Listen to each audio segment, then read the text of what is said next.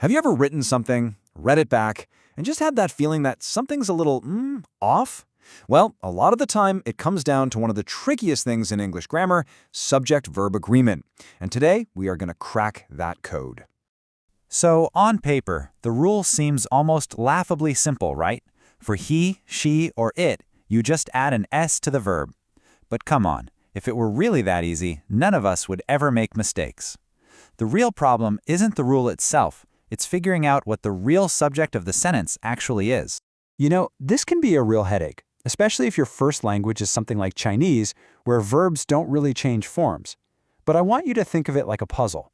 Once you learn to spot the key patterns, everything just clicks. So let's dive in and find our first piece of that puzzle. Okay, first up is what I call the and puzzle.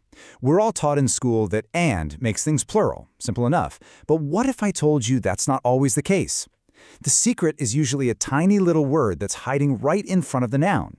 Check this out. It's all about the power of the word the. On the left, the senator and delegate is actually one person who happens to hold two different titles. But see what happens when you add a second the? The senator and the delegate. Boom. Now you're talking about two completely different people. That one tiny word changes the entire equation. And guess what? It works the exact same way with the word a. On the left, a brown and white dog is one single multicolored dog. But on the right, a brown and a white dog, well, now you've got two dogs on your hands. That little article acts like a counter, telling you exactly how many subjects you're dealing with. Okay, so what happens when those little clues or the aren't there? Well, this is where you have to stop looking for rules and start thinking about meaning. Bread and butter can be a single concept, like a meal. In that case, it's singular. But it can also be two separate items on your grocery list. In that case, it's plural. The context is everything.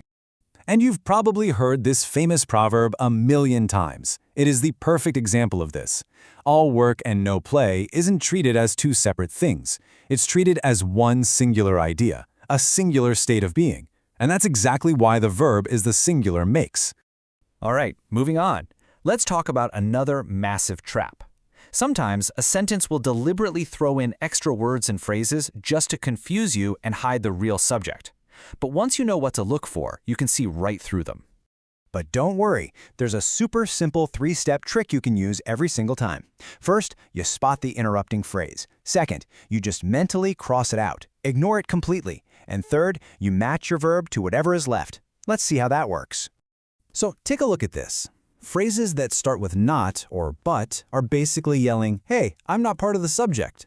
So here, we just completely ignore not the hen. And what are we left with? The eggs. That's plural. So the verb has to be the plural were. Simple, right? And it's the exact same idea for phrases like together with or as well as.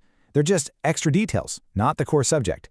If we mentally get rid of together with her sons, the sentence is simply, Mrs. Lindsay is on a European tour. Mrs. Lindsay is a single person, so the verb is the singular, is.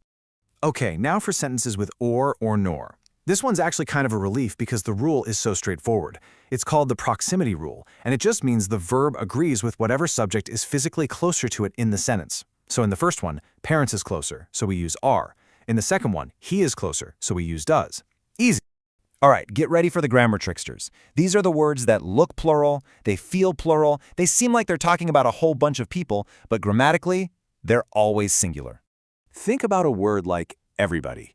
Yes, it refers to a group, but the word itself forces you to think of each individual body one by one. Same with each. That's why they always take a singular verb. You say everybody is here, not everybody are here. This next one is pretty cool. It's all about whether you're seeing a collection of individual things or one single unit. 10 seconds might sound plural, but if you're talking about it as a single block of time, like a world record, then it's singular. 10 seconds is a new world record. It's one record, not 10 separate things. And here's a classic trap. Nouns that end in S but are actually singular. You see this all the time with school subjects like mathematics, physics, economics, or even some diseases like mumps. Mathematics is one field of study, so you say mathematics is my forte. Okay, we've covered the hard and fast rules. Now for our final section, where things get a little more nuanced. This is where we go from just knowing the rules to really feeling the flow of the language. This is the advanced stuff. First up in this section, collective nouns. These are words like committee, family, staff, team. And these guys are fascinating because they can be singular or plural, depending entirely on how you're thinking about them. Are they one unified block or a bunch of individuals doing their own thing? This example shows it perfectly. In the first sentence, the committee is 5 years old. We're talking about the committee as a single entity. It has one birthday. But in the second one, the committee itself can't be politicians, can it? No, its members can. So because we're focusing on the individuals within the group, we use the plural verb are. And speaking of words that can go both ways, check out words like all, some, and half. These words are total chameleons. They have no number on their own. They just borrow it from whatever noun comes after them. Is it half of the pair? That's singular. Is it half of the pairs? Well, that's plural. It's that simple.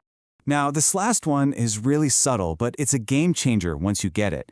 In this sentence, what is the good thing? Is it the options? Not really. The good thing is the entire idea that came before it. The fact that he has 3 options. That whole thought is one single concept. So the verb that follows is singular, is. So, as you can see, the big takeaway here is that subject-verb agreement is so much more than just a list of rules to memorize. It's really about learning to see the underlying logic of a sentence and understanding what it's truly trying to communicate. And that brings us to the most important point of all, which our source material puts perfectly. Knowing all this stuff is the easy part. The hard part is actually doing it, turning that knowledge into a reflex, a habit, and that only comes with practice. So I'll leave you with a question to think about. After all this, which one of these tricky sentence structures are you going to be on the lookout for in your own writing? Because consciously checking for these things, the distracting phrases, the collective nouns, all of it is how you build that muscle memory. It's how you go from knowing the rules to just getting it right every single time. Thanks for watching this Explain.